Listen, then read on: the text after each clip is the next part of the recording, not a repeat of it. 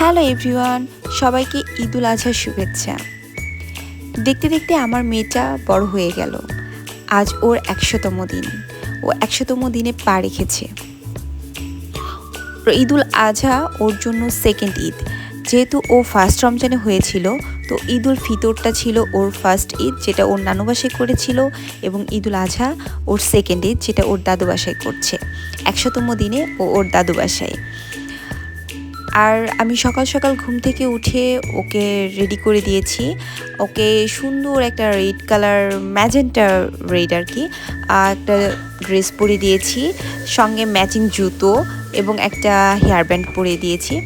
ও সুন্দর আতিয়ার সঙ্গে, ও আতিয়াই এবং ওর ভাবির সঙ্গে, ওর সুন্দরী একটা ভাবি আছে, তার সঙ্গে ঘুরছিল। এবং ওর বাবা স্ট্রলারটা ঠিক করছিল যে ওকে নিয়ে ঘুরতে বের হবে, এবং ওর বাবা এখন ওকে কোলে করে নিয়ে রাস্তায় এসেছে কোরবানি দেখানোর জন্য। ওর যেহেতু এটা ফার্স্ট কোরবানি ঈদ, ফার্স্ট আর কি, এই জন্য ওর বাবা চাচ্ছিল যে কোরবানিটা ও একটু দেখুক নিজের চোখে, আমরা যেরকম ছোটোবেলায় দেখতাম ঠিক ওরকম করে আর কি।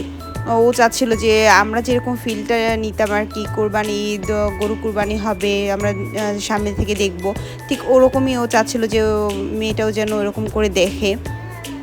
দেখতে দেখতে মানে আমাদের আশেপাশে যারা ভাবিরা ছিল সম্পর্কে এবং পাড়া প্রতিবেশী সবাই এসে এসে আমার মেয়েকে দেখছিল, যেহেতু ও ১০০তম দিনে আর কি দাদা বাড়িতে।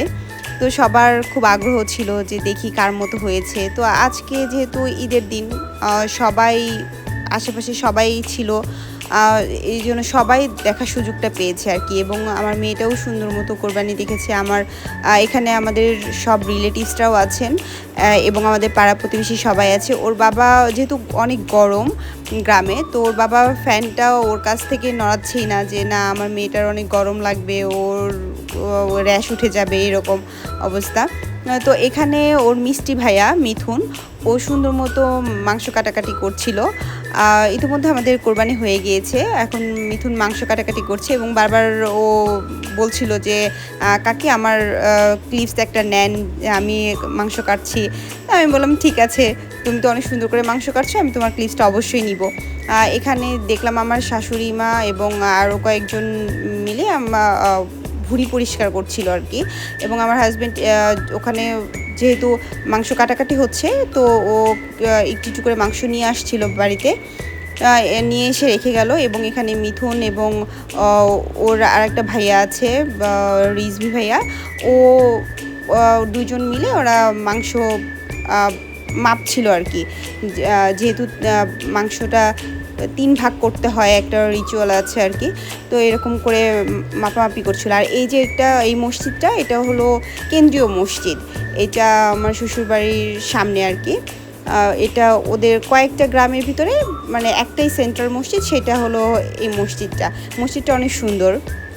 এখানে আমার শ্বশুরও আছে এবং আশেপাশে আরও পাড়া প্রতিবেশীরা আছে, সবাই মাংসগুলো কেটে কেটে দিচ্ছিল। এখন আমার শ্বশুরও মাংস নিয়ে আসলো এবং আমার শাশুড়ি মা মাংসগুলো প্রসেস করছিলেন রান্না করানোর জন্য।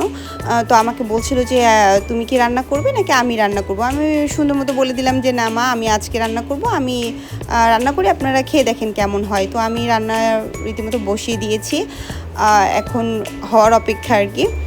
আর এর মাঝে আমার হাজব্যান্ড ও মাংসগুলো পলিথিনে করে আর কি ভাগাভাগি করছিল এই ইয়েতে, যে ও যত আত্মীয় স্বজন আছে তাদের বাড়িতে বাড়িতে নিয়ে যাবে আর কি। তো এই জন্য পলিথিনে করে উঠাচ্ছিল। এবং এর মাঝে আমার রান্নাটাও হয়ে গিয়েছে, আমি খাচ্ছিলাম এবং সবাইকে টেস্ট করানোর জন্য দিচ্ছিলাম যে দেখো কেমন হয়েছে। এবং ও কিছু মাংস ফ্রিজে রেখে দিল, যে সন্ধ্যার সময় আপুর বাসায় যাবে আর কি, আমার ননদের বাসায় যাবে, ফাতিয়াদের বাসায়। তো বললো যে এখন তো যাওয়ার সুযোগ নেই, তো আমি এটা রেখে দিই, আমি পরে সন্ধ্যার সময় নিয়ে যাব। তো আমার বাবুটাও ঘুমিয়ে গিয়েছিল, ওর অনেক টায়ার্ড লাগছিল। এর মাঝে আমার ভাই এবং আমার ভাইয়ের ওয়াইফ মৃদুলা, ওরাও চলে এসেছে আমার বাড়িতে মাংস দিতে। আমাদের এলাকায় আর কি নিয়ম আছে, মেয়ের বাবার বাড়ি থেকে মেয়ের বাড়িতে মাংস দিতে আসতে হয়। তো আমার ভাই এবং ভাইয়ের ওয়াইফ ওরাও মাংস নিয়ে আসছে, ওরা আসলো এবং আমাদের বাবুকে নিয়ে ওরা অনেক মজা করলো। এবং আমি তাদের খেতে দিলাম আমার রান্না করা খাবার। এই যে এখন আমরা বিকেলের দিকে একটু মানে বিকেল বলতে 5টার দিকে আমরা একটু বের হয়ে গেলাম, যে একটু আশেপাশে একটু হাঁটাহাঁটি করে আসি, একটু ঘোরাঘুরি করি। যেহেতু এতক্ষণ অনেক রান্নাবান্না হলো, খাওয়া দাওয়া হলো, তো আমি একটু রাস্তার দিকে সেজে গুজে আর কিছু হালকা মেকআপ টেকআপ করে আর কি সেজে গুজে বের হলাম বাবুকে নিয়ে, এবং বললাম যে না আজকে ঈদের দিন হলেও ওয়েদারটা অনেক সুন্দর, বৃষ্টি আসে নাই কিন্তু গরম আছে, বাট ভালো লাগছে আর কি, বাতাসও আছে।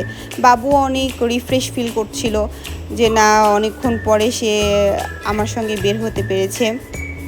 ওদের এই রাস্তাটা আমার কাছে খুবই ভালো লাগে এবং আমি যতবার বাড়িতে যাই আর কি এই রাস্তা দিয়ে হাঁটাহাঁটি করি। এবং ওদের দূরে একটা স্কুল ফিল্ড দেখা যাচ্ছে, ওই স্কুল ফিল্ডে আমি সবসময় সকালবেলার যে হাঁটাটা আমি ওই ফিল্ডে যেয়ে হাঁটার চেষ্টা করি। আমার খুব ভালো লাগে, একদম ভোরে 6টার দিকে আর কি, 5:30 6টার দিকে ওখানে গেলে অনেক ভালো লাগে। এত ফ্রেশ একটা বাতাস। এবং এই যে ওরা বলছিল, আমি বারবার মিথুনকে বলছিলাম মিথুন সবার ছবি নাও। তো আমার হাজব্যান্ড পিছনে দাঁড়িয়েছিল, এবং এই যে তামিম, ও এতটা লাজুক একটা ছেলে, ও কখনোই ক্যামেরার সামনে আসবে না, জোর করে ওকে নিয়ে আসা হলো। আর এই যে সন্ধ্যায় আমরা আমার মেয়ের 100তম দিন সেলিব্রেট করলাম। একটা ছোট কেক নিয়ে এসেছিল ওর বাবা, আর তো ওখানে 100 ডেজ লেখা ছিল। যদিও মনে হয় দেখা যাচ্ছে না, তবুও মানে আমি বলে দিচ্ছি আর কি যে 100 ডেজ এই কথাটা লেখা ছিল। রেড ভেলভেটের একটা কেক নিয়ে এসেছিল, ওইটা কেটে আমি আর আমার মেয়ে সেলিব্রেট করলাম যে আমার মেয়ের আজকে 100তম দিন। Bye bye.